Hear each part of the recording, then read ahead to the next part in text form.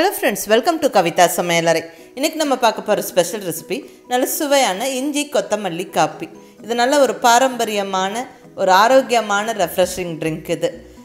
நான் எங்க பாட்டி அம்மா கிட்ட இருந்து கத்துக்கிட்டேன். எங்க வீட்ல இந்த இஞ்சி கொத்தமல்லி காபி ரெகுலரா அடிக்கடி செய்வோம். நல்ல டேஸ்டா இருக்கும். நம்ம ஹெல்த்துக்கும் நல்லது, இம்யூனிட்டியை பூஸ்ட் பண்ணிவிடும். அதுவும் இந்த கொரோனா லாக்டவுன் சமயத்தில் நம்ம எல்லாருமே நிறைய காஃபி டீ குடிக்க ஆரம்பிச்சிட்டோம் ஒரு ரெஃப்ரெஷ்மெண்ட்டுக்கு வேண்டி. பட் அது உடம்புக்கு கேடு, நம்மளுக்கு அசிடிட்டியை தான் உருவாக்கும். அதுக்கு இந்த மாதிரி ஆரோக்கியமான இஞ்சி கொத்தமல்லி காப்பியெல்லாம் ட்ரை பண்ணுங்கள்.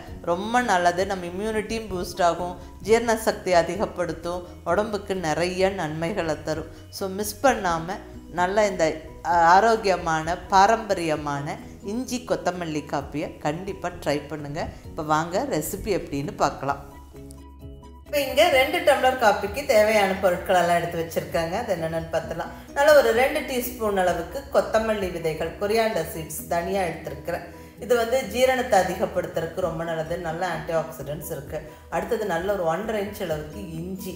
இது கண்டிப்பாக எல்லாருக்கும் தெரியும், இம்யூனிட்டியை பூஸ்ட் பண்ணுறக்கும், நம்ம பிளட் ஃப்ளோவை சீராக வச்சுக்கிறதுக்கும் இஞ்சியில் நிறைய மருத்துவ குணங்கள் இருக்குது.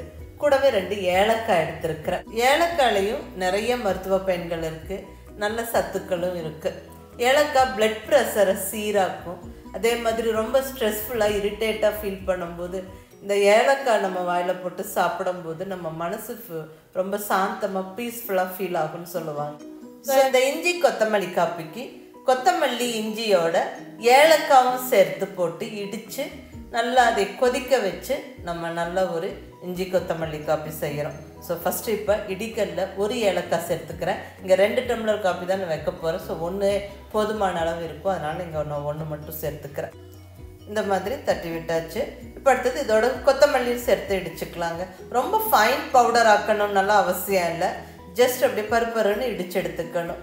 நீங்கள் மிக்ஸி ஜார்லேயும் போட்டு கொஞ்சம் பருப்பருன்னு அரைச்சிக்கலாம், அது உங்கள் விருப்பம். நான் நல்லா இடிகளில் போட்டு இடித்து எடுத்துக்கிறேன்.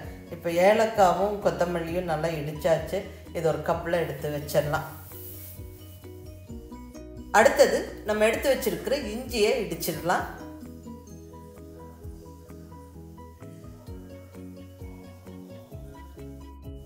நல்லா இந்த மாதிரி இடிச்சுக்கணும். பாருங்கள், இப்படி இடிச்சிடணும். இதுவும் ஒரு சின்ன கப்பில் எடுத்து வச்சிடலாம். ஸோ கொத்தமல்லி ஏலக்காய் இஞ்சியை இடித்தாச்சு.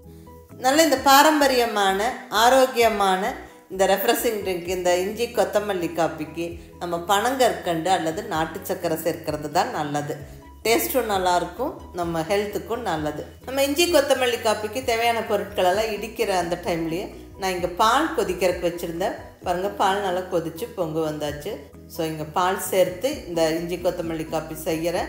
பால் சேர்க்காமலையும் செய்யலாம், அது உங்கள் விருப்பம். நான் பால் சேர்த்து செய்கிறேன். இப்போ இங்கே ஒரு பாத்திரத்தில் 1.5 கப் அளவுக்கு தண்ணி சேர்த்து கொதிக்கிறதுக்கு வைக்கிறேன். நான் இங்கே 2 கப்புக்கு இஞ்சி கொத்தமல்லி காப்பி வைக்கிறேன், பாலும் சேர்க்க போகிறேன். ஸோ 1.5 கப்பு தண்ணி சரியாக இருக்கும். தண்ணி கொதிக்க ஸ்டார்ட் பண்ணும்போது நம்ம இடித்து வச்சிருக்கிற பொருட்களெல்லாம் சேர்த்துடலாம். நல்லா கொதிக்கணும். நல்லா அது கொதித்து நல்லா அந்த கமகமன்னு வாசனை கலர் டார்க் கலராக மாறணும். தண்ணியோட கலர் நல்லா கொஞ்சம் டார்க்காக மாறுற வரைக்கும் நல்லா கொதிக்கணும். அப்போ தான் அந்த எசன்ஸ் எல்லாம் இறங்கும்.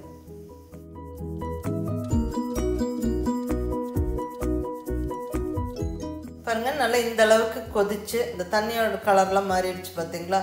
இப்போ நம்ம நாட்டு சர்க்கரை சேர்த்துக்கலாம். இங்கே நல்லா ஒரு 3 டீஸ்பூன் நாட்டு சர்க்கரை சேர்த்தாச்சு.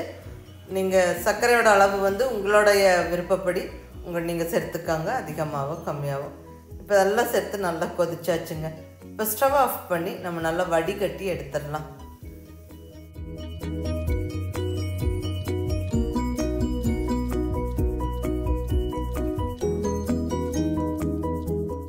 அவ்வளோதாங்க, சுவையான இஞ்சி கொத்தமல்லி காப்பி நல்லா கமகமன்னு வாசனையோட ஜம்முன்னு ரெடி ஆயிடுச்சு. இது இப்படியே நம்ம குடிக்கலாம், பால் சேர்க்காமலும். இல்லை பால் சேர்த்தாலும் நல்லது தான். நான் இங்கே பால் சேர்த்து தான் இந்த இஞ்சி கொத்தமல்லி காப்பி செய்கிறேன். சூப்பராக இருக்குங்க, நல்ல டேஸ்ட்டாக இருக்கும். முக்கியமாக ரொம்ப ரொம்ப ஹெல்த்தியானது, ஜீரண சக்தி அதிகப்படுத்தும், நம்மளுக்கு இம்யூனிட்டியை பூஸ்ட் பண்ணும். இதில் நிறைய ஹெல்த் பெனிஃபிட்ஸ் இருக்குது. ஸோ நல்ல ஒரு ரெஃப்ரெஷிங் ட்ரிங்க் இது. இதுலேயே நம்ம காஞ்ச இஞ்சி சுக்கு சேர்த்து சுக்கு காப்பி செய்யலாங்க. பட் அதை விட இந்த ஃப்ரெஷ்ஷான இஞ்சியை தட்டி போட்டு கொதிக்க வச்சு நம்ம இந்த காஃபி செய்யும்போது டேஸ்ட்டும் ரொம்ப நல்லாயிருக்கும். அந்த இஞ்சி சாரும் நம்மளுக்கு கிடைக்கும். ரொம்ப நல்லது.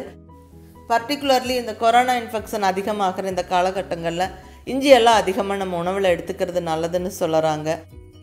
ஸோ நம்ம ரெகுலராக குடிக்கிற காஃபி டீ எல்லாம் கொஞ்சம் கம்மி பண்ணிவிட்டு இந்த மாதிரி நல்ல பாரம்பரியமான ஆரோக்கியமான இஞ்சி கொத்தமல்லி காப்பியெல்லாம் அடிக்கடி செஞ்சு குடிங்க.